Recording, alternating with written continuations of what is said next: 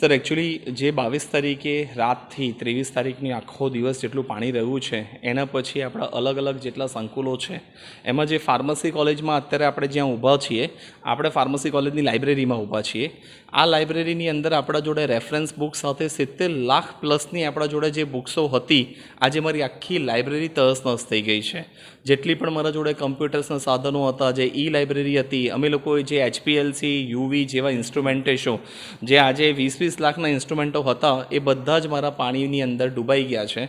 અને ઓલમોસ્ટ મારે ફાર્મસીને હું ધ્યાનમાં રાખું તો મને ફાર્મસીમાં 1.5 થી 2 કરોડનું જે નુકસાન થયું છે એ અમારા માટે બહુ જ અઘરી પરિસ્થિતિ છે કે ફરીથી આ જનરેશન આ વસ્તુ ફરીથી રિકવર કરવી એ અમારા માટે બહુ જ મોટો પ્રોબ્લેમ્સ ક્રિએટ કરશે।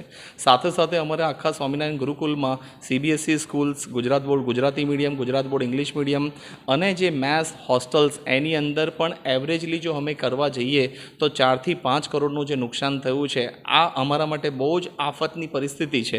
એની અંદર અમે લોકો બધા ભેગા થઈને યુનાઇટ થઈને પ્રયત્નો કરી રહ્યા છીએ કે જેટલું જલ્દી થાય એટલું જલ્દી અમારા સંકુલને ફરીથી રીજીવત કરીએ, ફરીથી એને જીવંત કરીને આગળ વધારીએ। બસ તમારા બધાના સહકારની જરૂર છે, તમે બધાના આશીર્વાદની જરૂર છે કે જો બધાના આશીર્વાદ હશે તો જલ્દીથી અમે આ પરિસ્થિતિમાંથી પાછા બહાર નીકળી શકશો।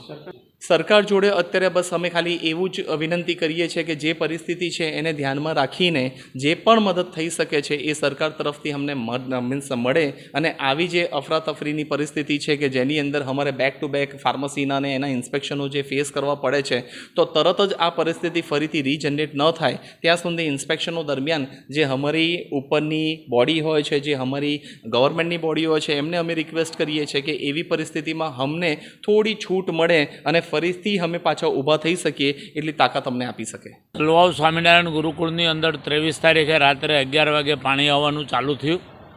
ધીમે ધીમે 2 ફૂટ 3 ફૂટ વધતા 12 ફૂટ સુધી પાણી ભરાણું। દરેક બિલ્ડિંગના નીચેના માળો એ બધા પેક થઈ ગયા। એમાં ફાર્મસી કોલેજના મશીનો બધા, કોમ્પ્યુટરો, લાઇબ્રેરી, એ સિવાયના રસોડો અમારું બેઝમેન્ટમાં છે, એટલે આખા રસોડાનું આખા વર્ષનું ભરેલું અનાજ, અથાણું, મસાલા આ બધું પાણીમાં તરબોળ હતું। અનેક પ્રકારના મશીનો, સંસ્થાની 20 થી 20 ઉપરાંત બસો અને 20, 22, 25 4 વ્હીલર ગાડીઓ, 2-3 સ્કૂટરો આ બધું જ 12 કલાક સુધી સતત પાણીમાં રહ્યું, જેને કારણે સંસ્થાને કરોડો રૂપિયાનું નુકસાન થયું છે। પાછળની બેલખાડીની દિવાલ પણ લગભગ 200 ફૂટ સુધી પડી ગઈ છે। એટલે આ બધું નુકસાન તો ભયંકર છે, પણ ભગવાનની મોટી કૃપા એ જ કે માનવ જાનહાનિ એક પણ નથી થઈ।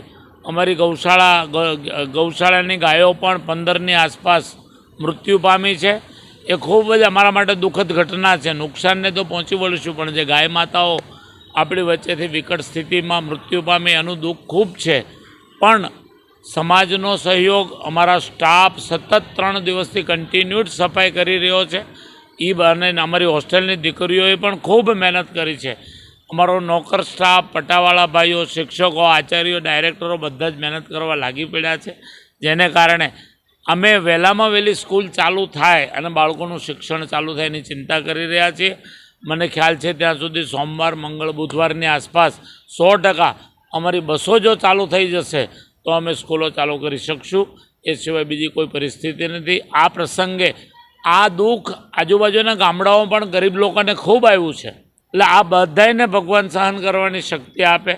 દાતાઓ દરેક જેને જ્યાં ઈચ્છે ત્યાં નાનું મોટું દાન આપીને ગરીબ માણસોને ઊભા કરવા માટે પણ પ્રયત્નશીલ બને, આવી મારી ધનપતિઓને પણ વિનંતી છે। અમારી બાજુનું અવધ આખું ડૂબી ગયેલું હતું, અનેક લોકો દુઃખમાં છે। આ બધાના દુઃખમાં આપણે નાનું એવું પણ દાન કરીને સહભાગી બનીએ અને ભગવાન સૌને આવી સદબુદ્ધિ અને શક્તિ આપે, પ્રાર્થના